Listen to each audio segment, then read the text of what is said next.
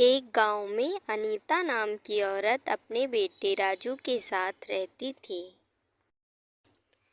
एक हादसे में अनीता के पति के मृत्यु हो जाने के बाद अनीता अपने बेटे राजू के सहारे ही जी रही थी।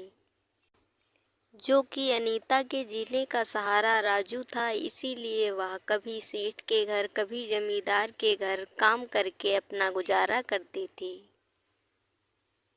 एक दिन अनीता अपने पति की तस्वीर के आगे रो रही होती है। अपना सारा दुख अपने पति की तस्वीर से बताती है।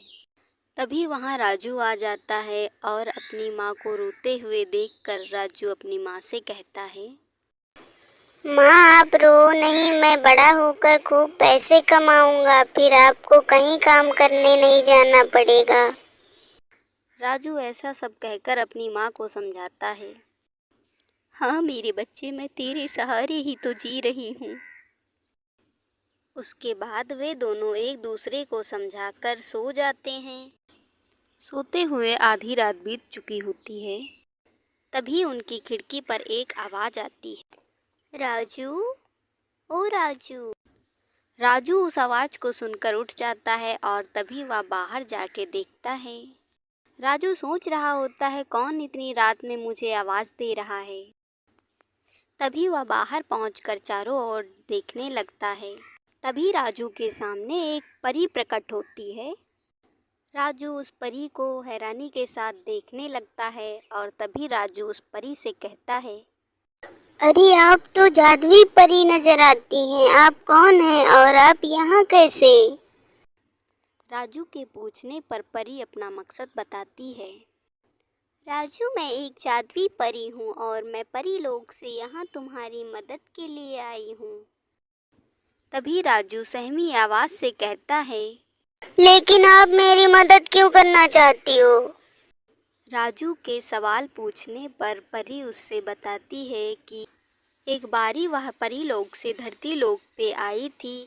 तभी उसे बहुत जोरों की भूख लगी हुई थी और उसका जादू भी काम नहीं कर रहा था और वह परी राजू के पिता के बिरयानी के ठेले के पास जा पहुंची थी। एक भी पैसे न होने के बावजूद भी राजू के पिता ने उस परी को भरपेट भोजन कराया था, जिससे परी ने राजू के पिता से वादा किया था कि वह और उसका परिवार कभी भी भूखा नहीं सोएगा। सारी बात राजू को बताने के बाद अपने जादू से वह परी एक ठेला लाती है और राजू से कहती है, राजू तुम अपनी माँ के साथ इस जादुई ठेले पर बिरयानी बेचना। उसके बाद राजू परी को धन्यवाद करता है। राजू, मैं जीवन भर तुम्हारे साथ रहूंगी। जब भी तुम याद करोगे मैं तुम्हारे सामने रहूंगी। इतना कहकर परी वहां से गायब हो जाती है। उसके बाद राजू वापस जाकर अपनी माँ के पास सो जाता है। अगले दिन सुबह होती है।